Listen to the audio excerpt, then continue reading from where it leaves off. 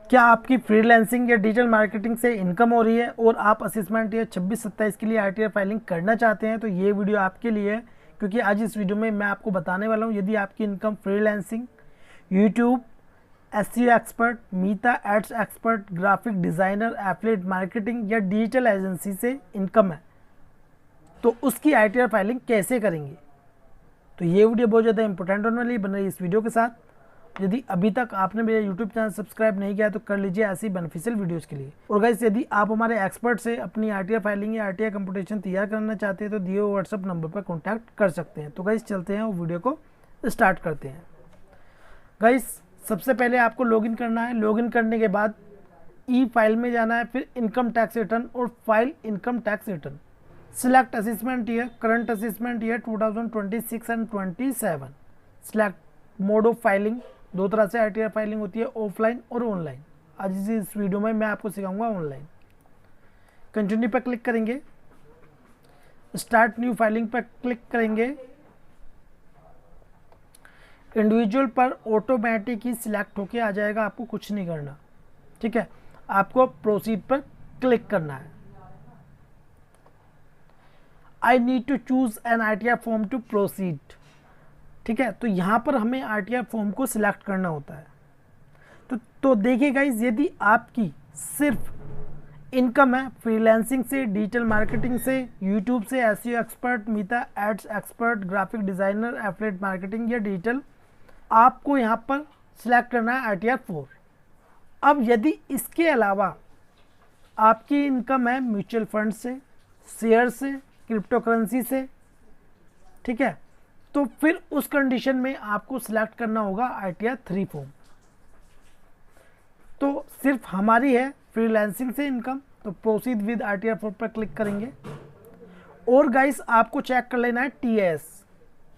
ठीक है, टीआईएस में जहाँ कहीं से भी इनकम होती है वो टीआईएस में शो हो जाती है, और उसके अकॉर्डिंग ही टीआईएस को चेक करने के बाद ही हम आरटीआर फॉर्म को सिलेक्ट करते हैं। ओके पर क्लिक करेंगे, लेट्स गेट स्टार्टेड पर क्लिक करेंगे। अब देखिए, यहाँ पर 3 ऑप्शन है और 3 में से एक को टिक मार्क करना है। पहला ऑप्शन है taxable income is more than basic exemption limit. यदि आपकी इनकम बेसिक एग्जम्पशन लिमिट से अधिक है तो आपको इस पर टिक मार्क करना है। बेसिक एग्जम्पशन लिमिट कितनी होती है? 4 लाख।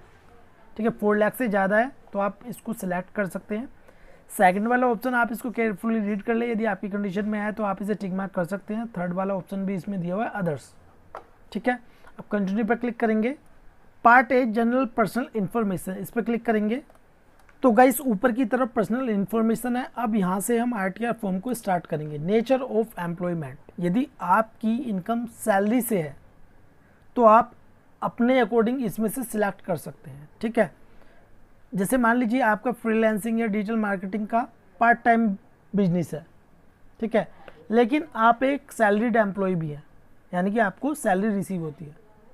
ठीक है, तो उस कंडीशन में आप इसमें सिलेक्ट कर सकते हैं, लेकिन हमारी कंडीशन में सैलरी नहीं है तो नॉट एप्लीकेबल सिलेक्ट करेंगे। ओके पर क्लिक करेंगे। अब है filing section, filed under section 139 one return filed on और बिफोर ड्यू डेट। यदि आप अपनी आरटीआर फाइलिंग ड्यू डेट से पहले कर रहे हैं तो इस पर टिक मार्क करेंगे। 139 for belated return filed after due date, यदि आप ड्यू डेट के बाद कर रहे हैं तो इस पर टिक मार्क करेंगे। Revised return revised after filing original return 139(5). तो यदि आप अपनी आरटीआर को रिवाइज करना चाहते हैं तो इस पर टिक मार्क करेंगे। अब देखिए, ये वाला जो ऑप्शन है ये है न्यू रिजिम और ओल्ड रिजिम में जाने के लिए। यदि आप न्यू रिजिम में जाना चाहते हैं तो नो पर टिक मार्क करेंगे, फिर यहाँ पर भी नो पर टिक मार्क करेंगे, और यदि आप ओल्ड रिजिम में जाना चाहते हैं तो येस पर टिक मार्क करेंगे। ठीक है, हम जा रहे हैं न्यू रिजिम में तो हमने नो पर टिक मार्क किया है। ये है बैंक डिटेल्स। अब कन्फर्म पर क्लिक करेंगे। ग्रॉस टोटल इनकम, इस पर क्लिक करेंगे। ओके पर क्लिक करेंगे। एडिट पर क्लिक करेंगे। ये है income from business and profession, edit पर क्लिक करेंगे। अब देखिए, इसमें है प्रेजेंटिव income from business under section 44 AD। ठीक है, सेकंड है प्रेजेंटिव income from profession under section 44 ADA। फिर है प्रेजेंटिव income from goods carriage under section 44 AE। अब यदि आपकी इनकम फ्रीलांसिंग से या डिजिटल मार्केटिंग से आपकी इनकम है, ठीक है, या इसके अलावा यूट्यूबर हैं आप और यूट्यूब से इनकम है, SEO expert, Meta ads expert, graphic designer या एफिलिएट मार्केटिंग से है, तो इनसे जो इनकम है वो इनमें से किस में आएगी, किस में ऐड करेंगे। सबसे पहले हम समझते हैं 44 ADA।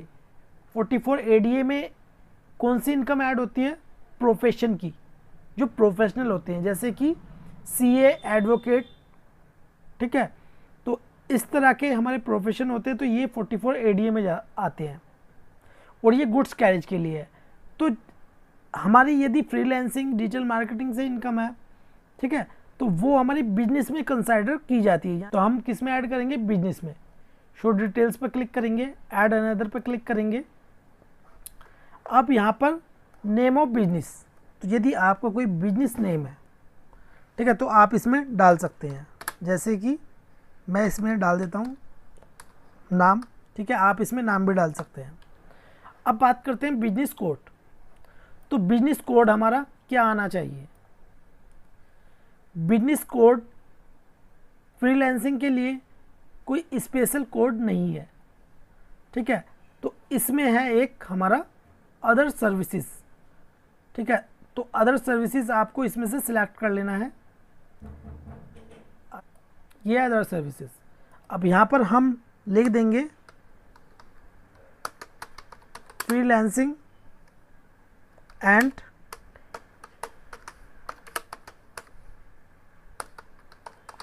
मार्केटिंग इनकम, ठीक है, सेव पर क्लिक करेंगे। अब उसके बाद शो डिटेल्स पर फिर दोबारा से करेंगे। अब ये तो हमने name of business, business code और डिस्क्रिप्शन यहाँ पर ऐड कर दिया है। अब देखिए ये वाला ग्रोस टर्नओवर और ग्रोस रिसिप्ट, ठीक है, थ्रू अकाउंट पेई, चेक अकाउंट पेई, बैंक ड्राफ्ट और बैंक क्लियरिंग सिस्टम, यानी कि इसका मतलब ये है यदि आपकी रिसिप्ट, ठीक है, बैंक में है, ठीक है, बैंक में आई है, आपने बैंक में रिसीव की है, तो यहाँ पर ऐड करना है।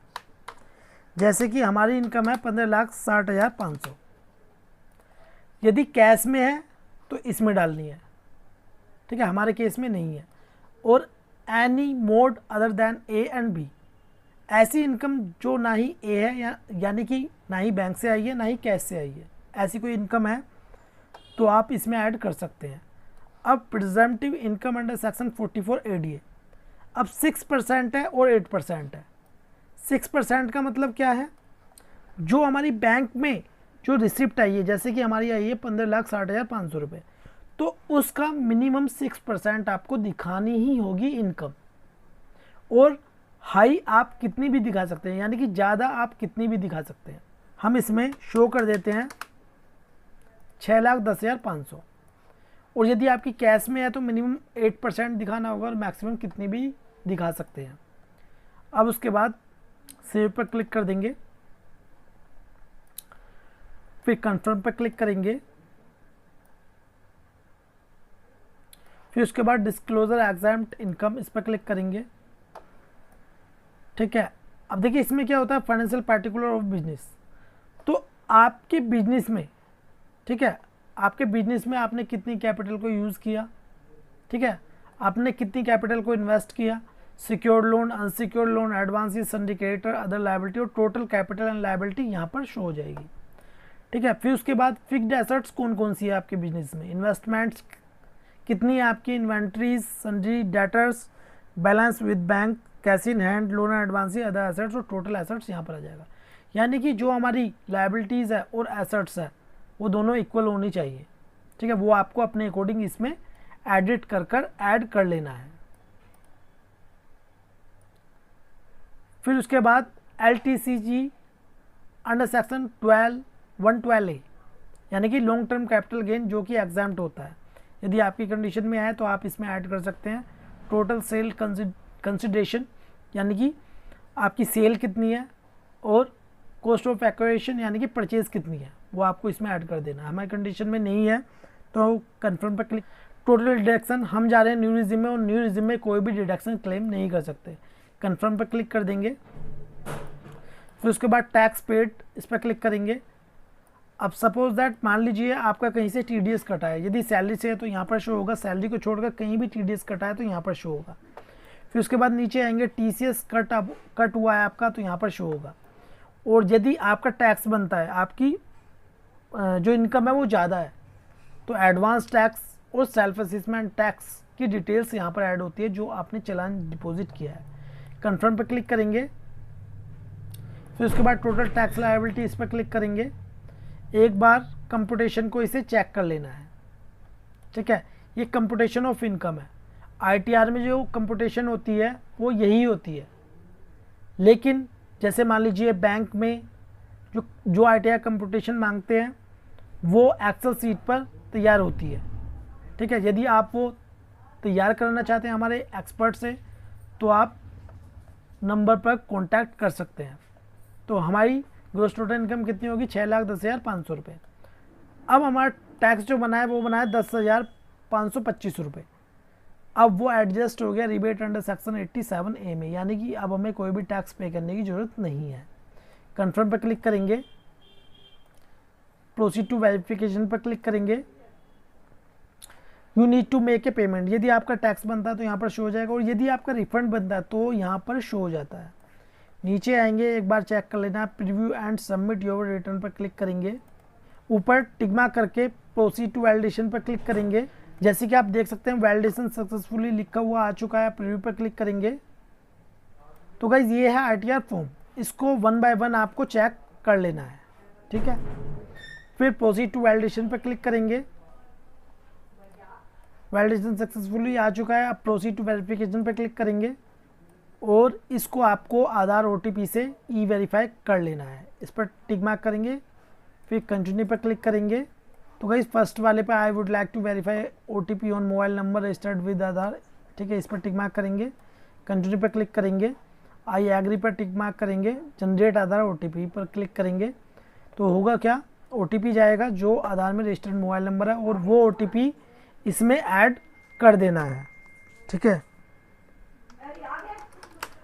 करने के बाद वैलिडेट कर देना है, तो आपकी जो ITR है वो सबमिट और वेरीफाई हो जाएगी। तो गाइज़ ये वीडियो आपको कैसी लगी प्लीज़ कमेंट बॉक्स में जो बताएं, और यदि आप हमारे एक्सपर्ट से अपनी ITR फाइलिंग कराना चाहते हैं तो दिए हुए WhatsApp नंबर पर कॉन्टैक्ट कर सकते हैं।